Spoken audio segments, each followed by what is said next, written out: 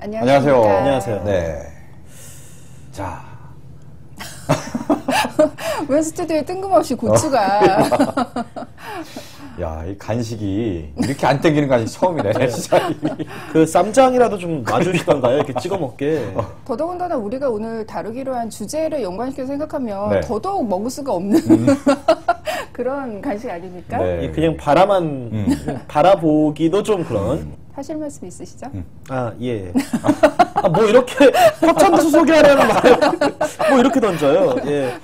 이번 주 협찬도서는 저희가 보통 이제 주제하고 좀 맞춰서 소개를 하려고 하는데 이번 주는 그냥 좋은 책이 있어서 정말 좋은 책으로 소개를 하려고 들고 나왔습니다. 예전에 한겨레 문학상이었죠. 열애인종 잔혹사로 데뷔를 했던 소설가 주원규의 장편 기억의 문입니다. 이 국정원의 감시를 받으면서 택시기사로 살아가고 있는 그 탈북 여성 정인이 소설 주인공인데요. 같은 동네 임대 아파트에서 살고 있는 조민이라는 아이가 실종돼서 찾아 나서는 이야기입니다. 마약, 도박, 장기밀매, 조선족 탈북자, 동남아 킬러 등등의 소재가 이야기 속에 촘촘히 들어있는데요. 네. 야, 이거 뭐 등장하는 인물만 봐도 네.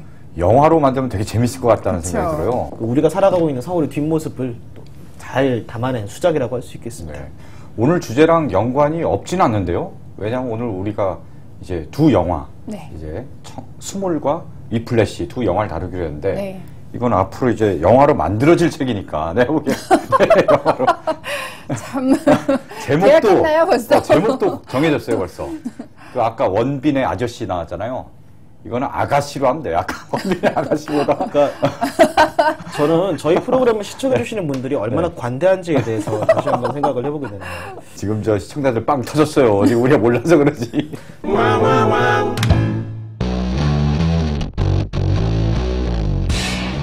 인생의 반환점에서 이거 너무 무게감이 없어. 자, 이렇게 있을 순 없어. 사람들이 우리 보고 좋을 때다 그러는데 애매하게 뭐가 없어.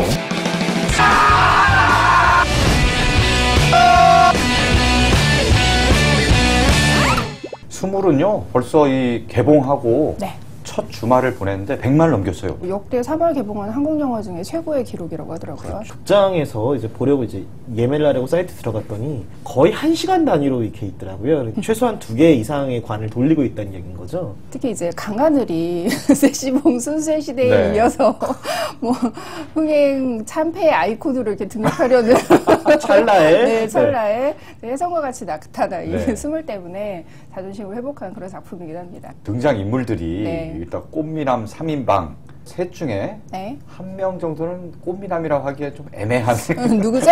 꽂으면서 아, 누구 말씀해 얘기는 하지 주시죠. 않겠습니다. 아까 카메라가 돌기 전에 입으로 준호라고 말씀하셨습니다. 전국의 하트스티 여러분들 들고 일어나셔야 됩니다. 아, 준호는 꽃미남이 아니라 귀여워요 되게. 뭐 이렇게 넘어가시나요? 네. 여배우들도 굉장히 쟁쟁합니다. 민효린이라거나 네. 뭐 정소민, 이유비, 정주현까지 해서 정말 대학교에 가면은 볼 것만 같은 인상이지만 실제 가면 별로 없는. 네. 감독인 이병헌 감독이 이병헌. 네. 그 요즘 그 화제 그 네. 로맨틱 성공적 이분은 아닙니다. 예, 아닙니다. 이분은 아니고요. 저는 로맨틱하고 좀 거리가 먼신 분이고요. 네, 첫 장편으로는 힘내세요 병원 씨라는 작품이고요.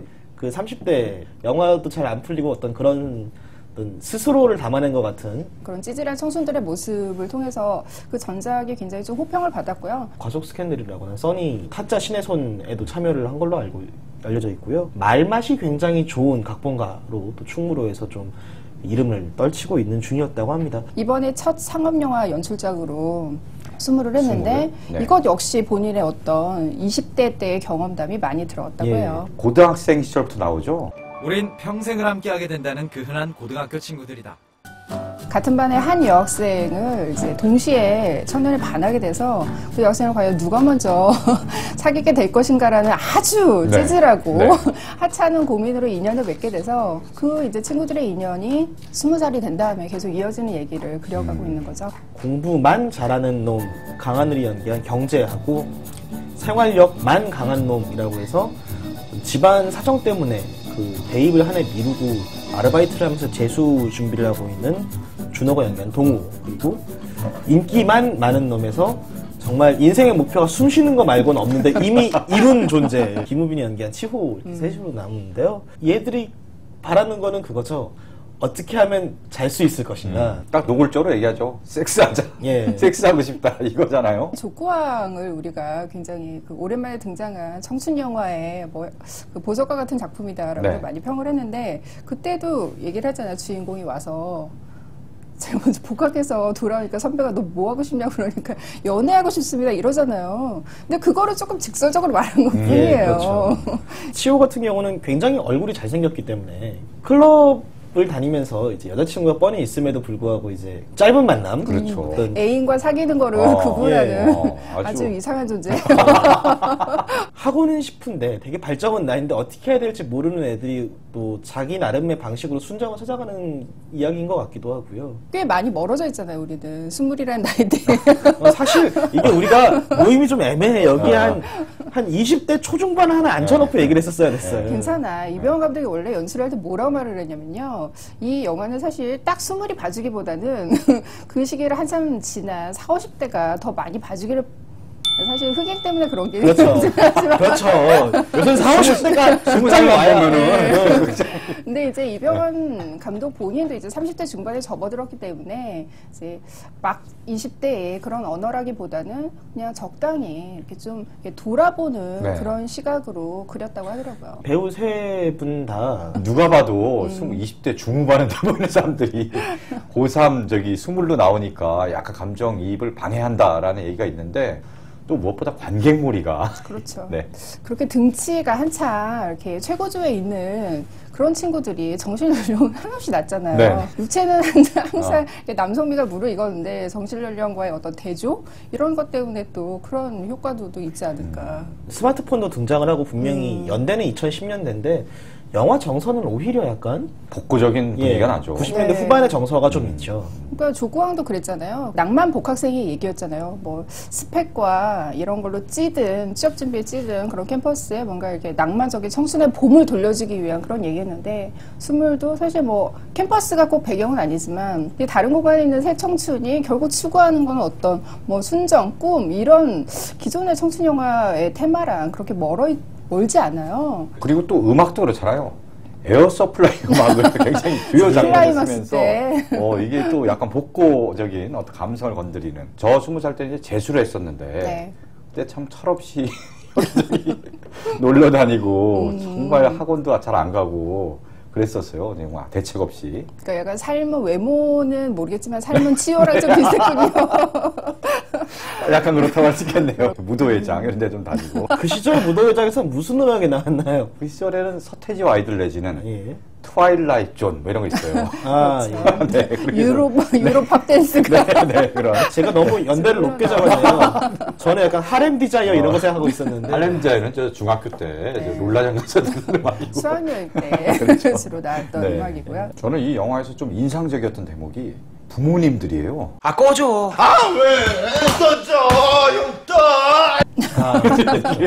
야, 요즘 저런 부모님들이 얼마나 될까 싶을 판타지죠, 정도로 판타지. 굉장히 쿨하고 네. 다른 영화였으면은 저 김우빈 맞아 죽을 일이 엄청 많고. 그렇죠. 그렇죠. 밥도 주지만 하는데 네. 진짜 내쫓아야 될 네, 그런 네, 네. 인물인데 일단 뺨부터 날아갔죠. 얼마나 속 터지겠어 지금. 감독도 그렇지만은 이 영화에 등장하는 모든 어른들이 꼰대 같은 인물들이 전혀 없어요. 맞아요.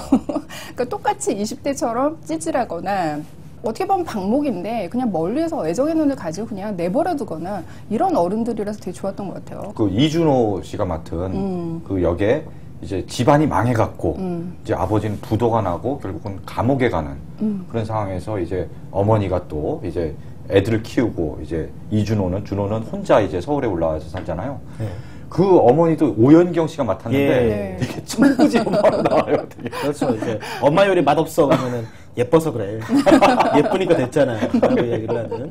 옛날에 그 천하장사 마돈나에 이상하 씨가 이제 류덕환 씨의 이제 어머니로 나왔던 적이 있었는데 그게 좀 생각이 나더라고요. 이상하 씨도 그 천하장사 마돈나에서 그랬고 오연경 씨도 이 작품에서도 그렇고 그냥 나이를 먹은 것 뿐인데 되게 이렇게 고생을 많이 한 것 같다는 느낌 있잖아요. 이렇게 네. 안쓰럽다라는 느낌이 이렇게 싹 얹어지면서 엄마 역할을 연기를 하는 그 왕년의 그 미녀 스타라고 했나요? 미녀 스타들을 보는 게 좀 반갑기도 하고 한편으로는 조금 세월이 그만큼 지났구나라는 생각도 좀 들기도 하고 그러더라고요. 그 혹시 그 세 캐릭터 중에서 좀 제일 공감하면서 봤다. 사실 딱 잘라서 얘기하기 어렵지 않나요? 그렇죠. 그러니까 모두가 약간 세 캐릭터를 찌질해질까봐 겁나는. 아니 그러니까 뭐냐면은 모두가 그런 거죠. 경제처럼 뭔가 나는 학교 생활도 열심히 할 거야라고 생각하면서 이제 좋아하는 여자 옆에서 고백도 못하고 찌질하게 맴돌기도 하고, 동우처럼 나는 이제 현실과 이상 사이에서 뭘 선택해야 되는지 고민하기도 하지만, 동시에 치호처럼 그래서 내가 정말 뭘 하고 싶은 거지라고 그 스스로에게 자문하게 되는 순간들도 있잖아요. 어떠세요? 그럼 외모로 치자면요. 왼쪽을 빗나가고 있어. 아니, 대답을 하는데 왜 이렇게 벌써 비웃고 그러세요? 거기 안재홍 씨 나오잖아요. 안재홍이 어때서? 그러니까 네, 그렇습니다. 나머지는 상상에 맡기겠습니다. 간식이 그렇죠. 고추로 나왔는데 왜 네. 고추가 여기 올라왔는지 설명을 안 할 수가 없겠네요. 좀 설명을 해주시죠. 기어 말씀을 꺼내신 김에. 네, 사실 김우빈이. 뭐 이런 네. 고추는 아니에요. 네. 원래 저 영화의 분위기를 그대로 재현을 하려면 네. 이렇게 바짝 쪼그라든 네. 꽈리 고추거나 그래야 되는 고추? 그래야 되는데 너무 웅장한 고추를 갖고, 그래서 이거 오이 고추, 네. 오이 아사기 고추일 텐데. 네. 예. 이게 쌈장이 있으면 딱인데. 그리고 영화에 저 소주가 굉장히 많이 나오잖아요. 네, 이병헌 감독이 소주랑 아주 맛이- 사랑하는 술이죠. 네, 같이 했으면 아주 금상첨화했을 텐데. 네. 근데 왜 등장을 했나요? 이게. 김우빈이 예. 시나리오를 하나 만들죠. 고추 행성의 침공인가요? 우리가 달고 있는 그 무언가가 네. 이게 예, 그거와 얽힌 우리라고 네. 하지 마시고요. 그래서 이쪽 부분 얘기잖아요. 네. 원래는 우리의 것이 아니었다라는 어떤 소재를 그렇죠. 외계인이 외부 기원설, 외계 이제 기원설을 숨어- 주장을 하는 거죠. 심어놨다 일부러. 네. 외석이 외계 기원설을 네. 이제 그 핵심으로 한 SF 시나리오인데, 네. 이 친구가 어찌어찌 잘못하다가 그 영화 촬영장에 스텝처럼 이제 끼어서 뒤풀이 자리에서 식탁 위에 올라온 안주로 올라온 고추를 보면서 네. 감독에게 막 썰을 푸는 거죠. 감독을 이제 박혁권 배우가 연기를 했는데, 네. 그러니까 박혁권 배우도 처음에는 그거 좀 이상한데라고 듣다가 점점 내려두기 시작합니다. 그리고선 너 이 새끼 존나 천재 말면서 막 앉다가 아니 넌 정말 최고야 이러다가 근데 그거 저기 예산 많이 들겠다? 못 찍겠다? 야 영화 감독 하지 마. 박격환 캐릭터도 되게 네. 흥미로운 캐릭터였어요. 극 중에서 영화 감독으로 나오는데 네. 뭔가 되게 심드렁하고 시니컬하잖아요. 저는 이 이병헌 감독이 본인을 어떻게 좀 투사한 듯한 느낌도 들거든요. 네, 맞아요. 영화를 뭘 찍으려고 그러면 뭐 고려할 것도 되게 많고, 뭐 감독이 무슨 예산부터 뭐 투자 제작 이게 운만으로 되는 게 아니라는 이 상업영화 감독이라는 게. 본인의 그 전작인 첫 그 연출 데뷔작인 그 힘내세요 병원 씨를 보면은 그 주인공 이병헌이 그 영화 감독이잖아요. 영화 감독 지망생에서 이제 영화 감독으로 첫 투자를 받아서 연출을 준비를 하게 되는데 그게 이제 상업영화 안으로 진출을 하면서 엄청나게 각색을 많이 거치거든요. 그래서 점점 작품이 내 작품이 아닌 게 되고 나는 누구인가 여기는 대체 어디인가 이런 본질적인 질문하고 마주치게 되는데, 그런 상태에 있는 이병헌 씨를 보는 듯한 네. 그런 캐릭터를 박혁권 씨가 네. 연기를 굉장히 잘해줬죠. 예, 그 심지어는 이제 현장 스태프들이 자기를 무시하는 것 같다라는 어떤 강박에 시달리기도 하고, 저는 뭘 하면 좋을까요 감독님이라고 물어보는 치호와 한참 이야기를 하다가 결국 결론이 그거죠. 아무것도 하지 마. 할 수 있으면 재벌을 해. 정부에서 많이 네. 도와주잖아. 네. 뭔가 이제 사회 비판적인 메시지는 있어요. 그렇습니다. 사회 비판적인 메시지가 사실 이 영화에 되게 강력한 슬로건으로 나오잖아요. 저 안 그래도 여쭤보고 싶었는데, 그래서 인물들이 계속 얘기하는 젊은 사람들의 의무는 부패와 맞서는 것이다. 이거 커트 코베인의 명언으로 이러시면 안 되죠. 여쭤보려고 했는데 커트 코베인의 명언으로 회자가 되는데 네. 어디서 나왔는지 모르겠는데요. 커트 코베인이 저는 커트 코베인이 이제 죽기 전에 이제 남긴 말을 가장 강력하게 기억하고 있는데.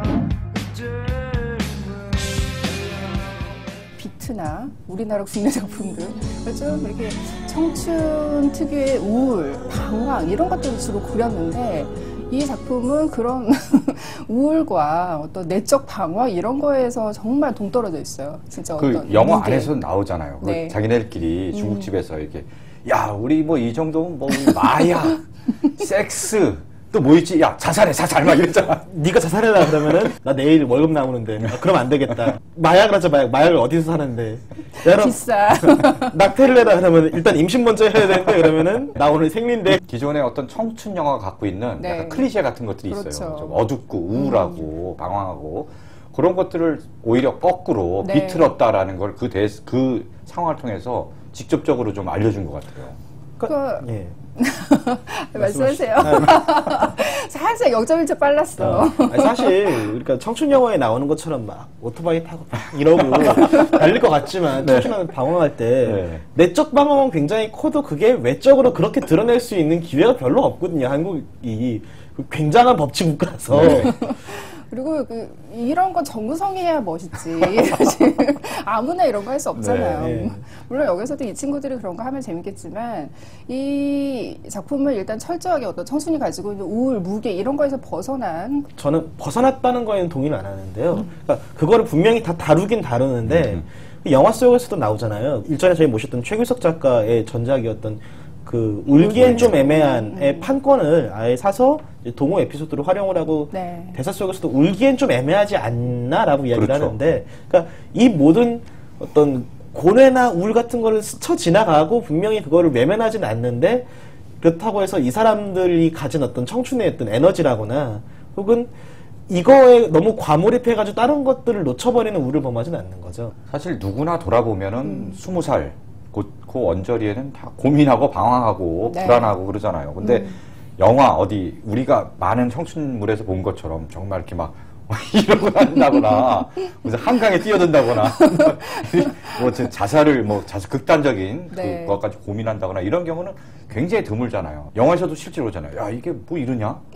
20살이랬는데 뭐가 있을 줄 알았는데 뭐가 애매해 막 이런 식으로 나오잖아요. 뭐가 없어. 네. 그러잖아요. 다들 얘기하죠. 그 왜 니들이 좋을 때다라고 얘기하는데 도대체 뭐가 좋은지 피부가 좋다는 얘기인가? 기분은 진짜 좋더라고요. 아, 피부는 정말 좋더라고요. 예. 그렇게 술을 먹는데도 피부가 좋을 술이에요. 20살이잖아. 아, 그렇지. 아, 나는 20살 때 피부가 더 안 좋았다고요, 나는. 네, 지금 관리 이승환 많이 평론가는요. 하셨잖아요. 굉장히 좋아요, 피부가. 네. 관리 그렇게 많이 안 해요. 자, 소지품감 찾아갈까요? 팩트 꺼내주시죠, 팩트. 나 오늘 안 갖고 왔어.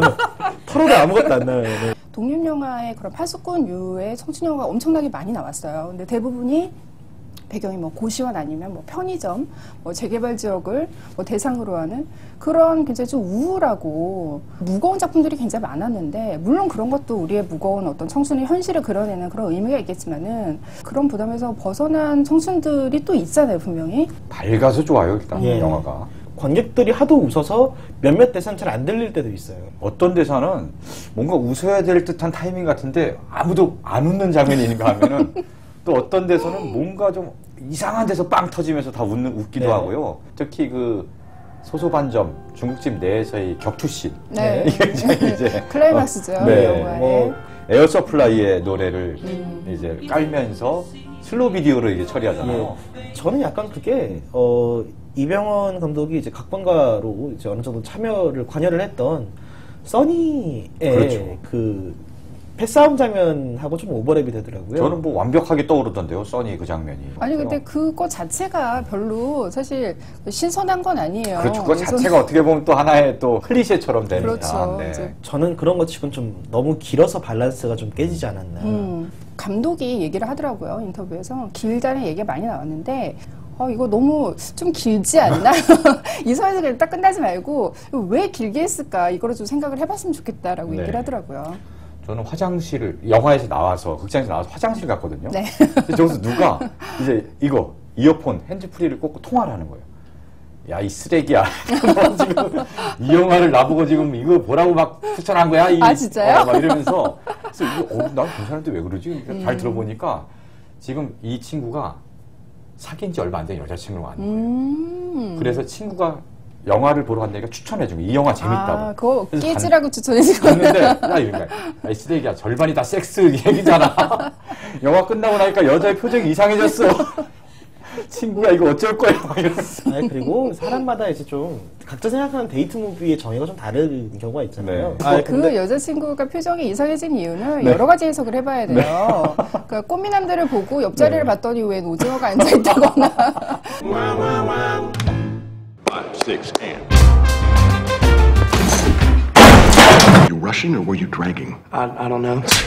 If you deliberately sabotage my band, I will gut you like a pig.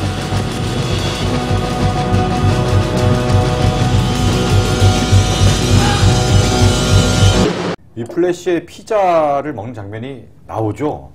네, 여기 되게 맛집이에요. 숲대 앞에. 아, 숲대 앞에? 네. 완전 다 식어갖고. 다 식었는데? 이거 뭐, 차디차. 오이보다 서잖아, 지금.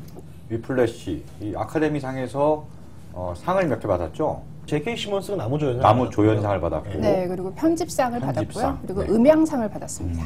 그리고 감독도 신예잖아요. 85년생 굉장히 전문 감독인데요. 저보다 한 살 어린. 네.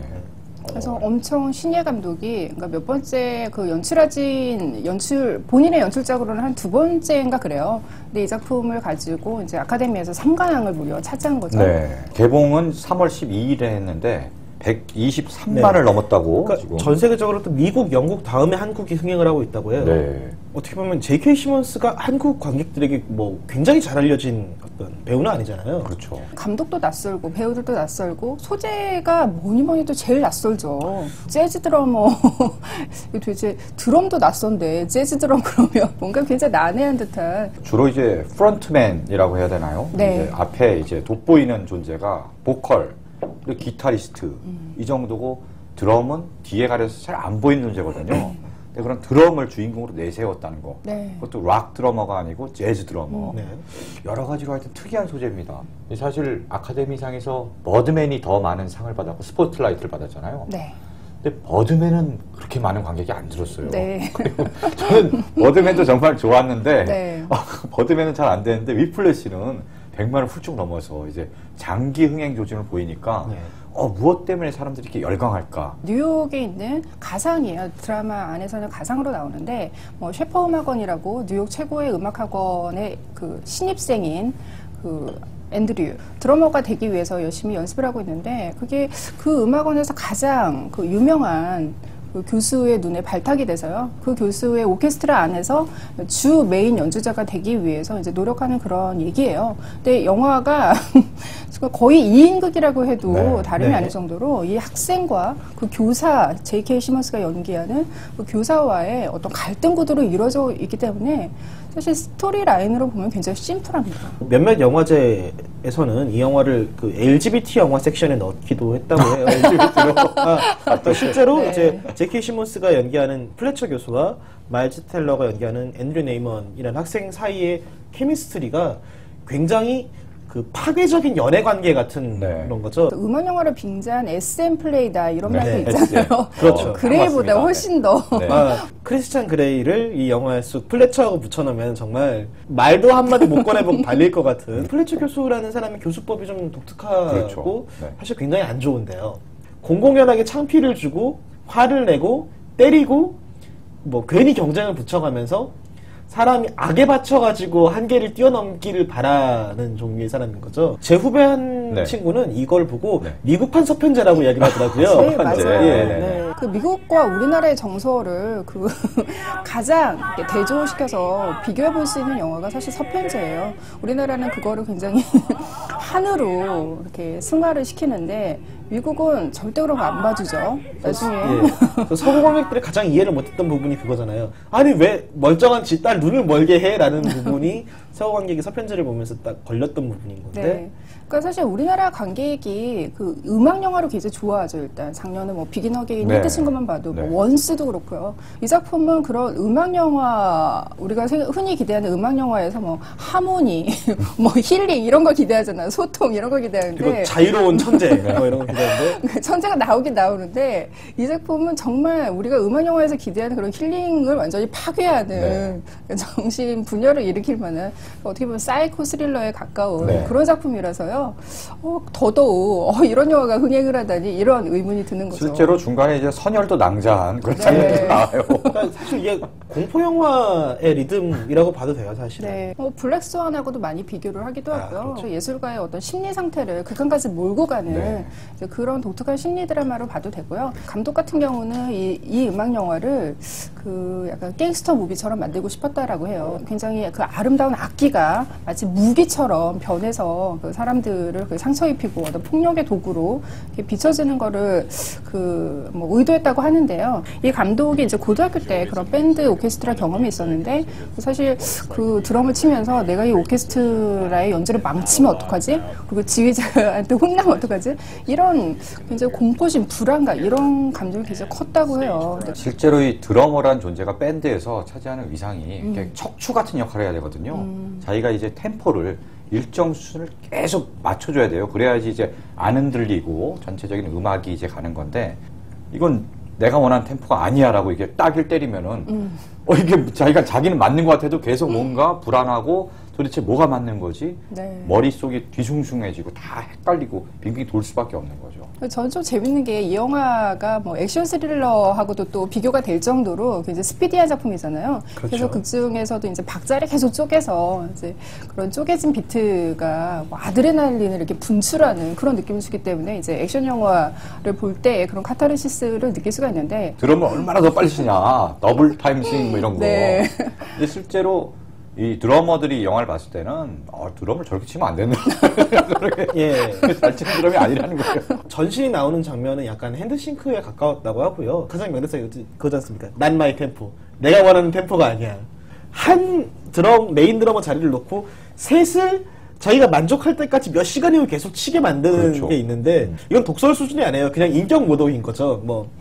뭐 학대 수준. 예. 네. 네가 그따위로 그걸 치니까 네 애비도 그랬을 거고 그랬으니까 네 애미가 네 애비를 떠났겠지라는 이야기를 막 사정없이 합니다. 네. 그러니까 뭐 정치적인 공정함 이런 거는 전혀 상관하지 않아요. 진짜. 눈 씻고 찾아봐도 없어요. 그런 거는 공개적으로 욕하지 인간성 무너뜨리지 전혀 상관없는 가족사 들먹이면서 심지어 그 가족사를 처음에 물어볼 때는 그래 아버님은 잘 계시고 아버님은 뭐 하시고 그러셨구나 아버님께서 정말 참 올곧게 널 키우셨구나 혼자서 참 그러시기 어려우셨을 텐데 그래놓고서는 그렇게 정보를 수집한다면 여러 사람이 있는 자리에서 네가 무능한 건 네 아버지를 닮아서 그런가 보구나 라고 이야기를 하는 그런 종류의 인간이고 정말 꿈에서도 보기 싫은 종류의 선생인 거죠. 플래처 교수가 정말 마음이 정말 악마 같은 인간이어서 그런 건지 아니면은 뭔가 선한 마음을 갖고 있는데 일부러 교육을 위해서 자기 어떤 교육 철학에 의해서 위약적인 걸로 하는 건지 처음에 보다 보면 중간중간에 이제 그런 힌트가 조금씩 나옵니다.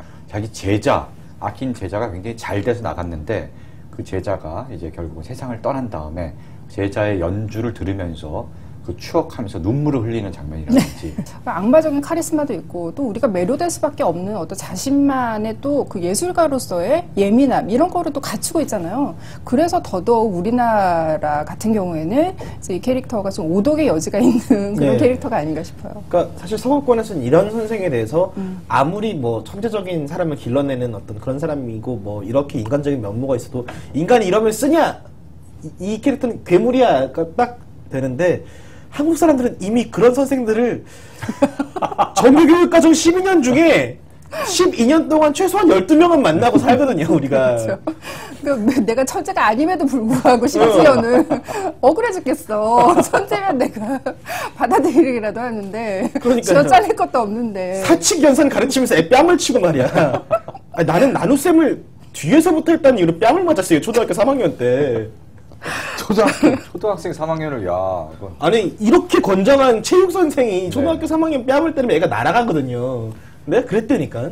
결과적으로 뭐 우리가 생각하는 어떤 좋은 선생의 모습, 뭐 키팅 선생 이런 교사는 아니어도 그래도 나름대로는 결과적으로 이 사람의 교육법이 옳았다라는 식으로 오독을 하는 그런 사람들이 굉장히 많아요. 왜냐하면 이 사람이 그 끝까지 만족하지 않고 채찍질을 했기 때문에 이 영화의 제목처럼. 그래서 요즘엔 채찍 리더십이라는 말도 이 영화 때문에 나오고 있더라고요. 그러니까 의외로 적지 않은 분들이 이 영화를 보고 나오시면서 엄지를 쳐 올렸어요. 야, 플래처 참 스승. 그 어떤 세간의 어떤 비판을 다 한 몸에 받으면서도 그렇게 채찍질을 했기 때문에 레인먼이 마지막 장면에 그렇게 연주를 할 수 있었던겨! 이러면서 나오는. 이런 생각이 들어요. 그러니까 그렇게 해서 똑똑하게 몰아붙여서 이제 지옥 훈련하듯 공포 외인구단 무인도 지옥 훈련하듯 그렇게 몰아쳐서 맞아. 과연 드럼을 잘 치게 한들 그 드러머가 진짜 좋은 예술원이 있는 드러머냐는 다른 문제인 거예요. 그렇죠. 스포츠에서는 그걸 약간 예로 치는 경우가 있잖아요.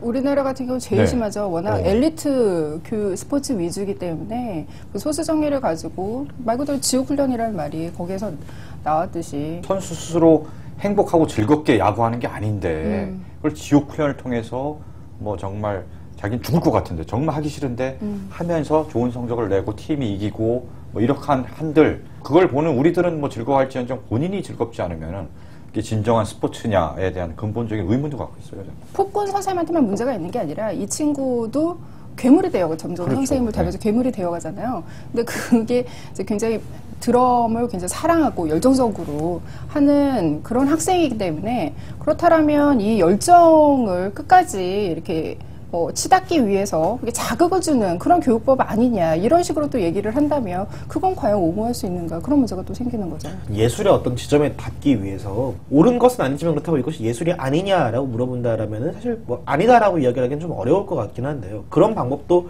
있다라고는 이야기를 할 수 있을 것 같지만은 예술만 남고 결국 그 안에 이 예술가의 인생이 어떻게 되든 상관없느냐라고 물어본다면 그건 또 별개의 문제인 거니까요. 이 감독이 어디 인터뷰에서 그런 얘기를 하더라고요. 그래서 당신이 생각하는 어떤 앤드류의 미래는 어떤 것 같느냐라고 누가 물어봤더니 앤드류는 아마 뭔가 알코올 중독과 마약 중독에 시달리다가 35쯤에 스스로 목숨을 끊을 것이다 라고 이야기를 했다고 해요. 네, 또 찰리 파커처럼 야. 감독이 굉장히 시니컬한데요. 네. 아니면 이제 제2의 플래처가 돼서 또 다른 앤드류를 만들어내기 위해서 보통 그렇잖아요. 우리가 무슨 일을 하든지 간에 그 일을 되게 잘하고 싶을 때는 굉장히 궁지에 몰려있는 기분. 그러니까 사실 플래처라는 존재가 없어도 사실은 그렇게 초조해하고 조바심을 내는 경우들이 굉장히 많단 말이죠. 극 중에 보면 왜 앤드류가 미식축구하는 자기 사촌들을 비아냥거리는 장면이 있잖아요. 니들 그거 해봤자 그게 뭐 역사에 남냐? 뭐 의미가 있냐? 라고 물어보는 장면들이 있는데 사실 그렇게 얘기하는 건 자기가 이만큼 대단한 걸 하고 있다는 자신감이 아니라 내가 이거보다 더 의미 있는 일을 하고 있으라는 걸 과시하지 않으면은 그러니까 그렇게 하지 않으면 자기 자신도 확신이 없는 상황인 거라는 거잖아요. 그거에서 딱 내가 옛날에 저런 심정으로 글을 쓸 때가 있었지라는 생각이 들더라고요. 그래서 요새 술탄 오브 더 TV를 쓰고 거의 밤새면서 쓰고 그 다음에 쓰러져갖고 거의 뭐 기력을 회복 못하고 조심해야 됩니다. 너 그렇게 해서 이거 녹화 시간에 늦지 마라 이거잖아요 지금. 재즈 그러면 저 같은 그 일반인은 좀 이렇게 거리감이 느껴지고 뭔가 난해한 음악이 아닌가 이렇게 좀 뭐 하여튼 그런 기분이 드는데 사실은 뭐 OST만 들을 때는 그런 부분은 안 나와요. 근데 이제 이 작품이 아카데미 편집상을 받았을 정도로 진짜 편집이 정말 기가 막히거든요. 영화의 어떤 잔영이 너무 오래 남아서 OST를 해서 들었는데 영화관에서 볼 때만큼의 어떤 그런 흥분이라거나 긴장감이 안 들더라고요. 그러니까 그거는 심지어 같은 음악 맞나? 그러니까 드럼 전문가들은 연주가 좀 기대에 못 미친다 아무래도 그렇게 얘기를 하는데 또 우리 일반 관객들이 보기에는 상당히 그 드럼 연주가 박진감 넘치고 그렇죠. 심장을 때리는 이런 쾌감을 주기 때문에 거기에 또 매료되는 것도 있는 것 같아요. 특히 마지막 그 드럼 연주 장면에서는 하이라이트라고 할 수 있는 그 부분 마지막 그 하이라이트 한 10분간의 그 연주 장면에서 진짜 사람들의 어떤 아드레날린을 극한까지 끌어올리는 그런 연출을 사용하고 있고 그때는 정말 연출도 미쳤고 음악도 미쳤고 배우의 연기도 미친 것 같아요.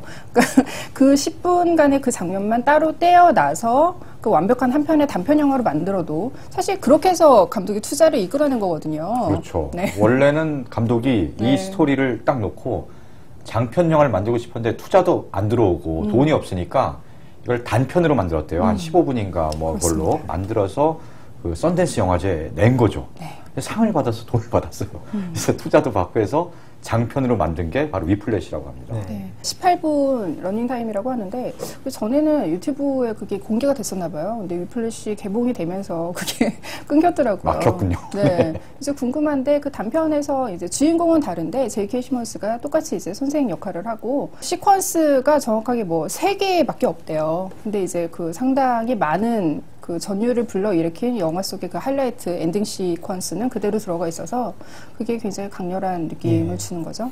실제로 이제 캐러반을 이제 다른 명인들이 재즈 실제 명인들이 연주한 버전을 들어보면서 비교하는 재미도 쏠쏠할 것 같아요. 그러다 자연스럽게 재즈에 입문하게 될 수도 있고요. 그러니까 이게 정말 드럼은 보면 볼수록 이렇게 드럼에 집중한 적이 별로 없잖아요, 사실. 말 그대로 이제 뒤에 좀 물러나 있는 그런 악기이기 때문에. 근데 이 작품을 보면서 드럼의 모든 그 구조를 하나하나 클로즈업을 해서 집중 클로즈업으로 이렇게 비춰주는데 북도 있고 뭐 금속성, 심벌즈도 있고 네. 그러니까 굉장히 좀 여러 가지 속성이 담긴 그런 악기였구나라는 생각이 들더라고요. 그래서 단지 그냥 때리고 여기는 뭐 강하게 때리는 장면이 주로 나오는데 브러쉬라 그러죠. 그 솔 같은 걸로 살살살 문질러야 되는 그 연주법도 상당히 많이 이용돼요, 재즈에서는. 록밴드 하시는 분들은 영화 보시다 좀 울컥하실 만한 그 문구가 네. 주인공 방 벽 포스터에 붙어 있죠. 재능이 없으면 록밴드나 가든가라고 이야기를 하는. 갑자기 또 저 드럼에 관심을 가지신 거 보니까 한번 드럼 한번 배워보시는 거 어떨까요? 아니 저는 그 네. 드럼 악기 자체가 네. 아니고요. 네. 아 이렇게 때리면서 스트레스를 해소할 수 있는 그럼 그런 저 카타르시스를 느낄 수 있는. 드럼보다는 저 두더지 게임을 좀 하셔야 되는 거 아닌가 싶은데. 다들 청춘 영화, 특히 스물이라는 영화를 보면서 아 그때와는 한참 멀어져서 몸은 많이 멀어졌죠. 근데 이제 마음은 뭐 그때 물론 애매하고 이제 방황하고 이걸 떠나서 그때 어떤 그 열정, 뭐 도전 정신 이런 거는 지금도 얼마든지 가질 고추 수 있을 드세요. 것 같고요. 네, 이거 말고 청양고추도 제가 마음껏 도전할 수 있습니다. 지금 물리적 나이 20에는 서 기자님보다 서 기자님 그 따님분께서 훨씬 더 가깝지 않나요? 하여튼 그래서 오늘의 엔딩곡은 네. 이겁니다. 늦지 않았음을. 송재호가 불렀거든요. 송재호라는 가수 혹시 얼굴 기억나나요? 송재호요? 네. 이름도 지금 생소하죠? 송시현인가 아니에요? 아니, 송재호. 아 그래요? 송재호라는 가수가 1991년인가에 불렀고, 이제 푸른 하늘에 유영석 씨가 작사, 작곡한 거예요. 그래서 언뜻 보기엔 푸른 하늘의 노래가처럼 들리는데 늦지 않았음을 그대 내게 말하여 준다면 난 말도 못한 채 눈물을 흘리며 그대의 남은 빈자리로 남몰래 찾아가 끝없이 너를 바라볼 거야. 이렇게 돼 있거든요. 이거를 그냥 청춘에 대입하면 될 것 같아요. 늦지 않았어요. 청춘의 그 자리로 조용히 다가가서 그냥 쳐다보면서 내가 청춘이라고 박박 우기면서. 그러니까 이거를 뭐 그 청년층은 이미 안중에도 없고 이미 본인의 시기점에 네. 이입한 그런 네. 노래를 골라주셨군요. 네. 그 아주 악의적으로 해석하면 이런 분들 때문에 이제 실제 20대들이 설 자리가 줄어들고 농담이고요. 실제 20대들도 약간 실제로 이런 생각하는 친구들이 있어요. 노는 거 진즉에 놀았어야지. 이제 학점 쌓고 뭐 하느라 바쁜데 나한테 청춘이 어딨어 라고 하는 친구들도 있는데 좀 같이 들어보면 좋을 것 같아요. 만족하십니까? 네. 목준사면? 내가 이런 식으로 이렇게 카바 쳐주는 거에 이제 요 같아서 대충 불러하는데 의미가 있네요. 이게. 뒷수습 정도면 자, 늦지 않았습니다. 다들. 이러다 보면 좀 환각 같잖아. 근데 예. 이병헌 감독이 실제로 나중에 이렇게 마흔, 환갑 이런 식으로 시리즈물을 이렇게 만들까? 이런 말도 또 노면서랑 하더라고요. 아, 그래요? 예, 네. 그 이미 마흔은 이미 보니까 신호비 나와 신호까지 있더라고요. 나왔더라고요. 예. 더 핑클이라고 핑클 20주년 콘서트를 보러 가는 네. 내 남자의 로드무비. 마흔 남자의 로드무비. 굉장히 기대가 돼요. 언젠가 꼭 나와줬으면 좋겠네요. 네, 마흔도 다르죠. 나오면 우리 잉여사랑에서. 마흔이 나올 때까지 우리 프로그램이 살아 있으면 그러면 저희가 환갑이에요. 왜냐하면 스물이 이렇게 마흔이 돼야 되기 때문에 저희 이제 환갑이 돼서 마흔을 그때도 엔딩곡은 늦지 않았으므로. 네. 수고하셨습니다. 수고하셨습니다. 수고하셨습니다.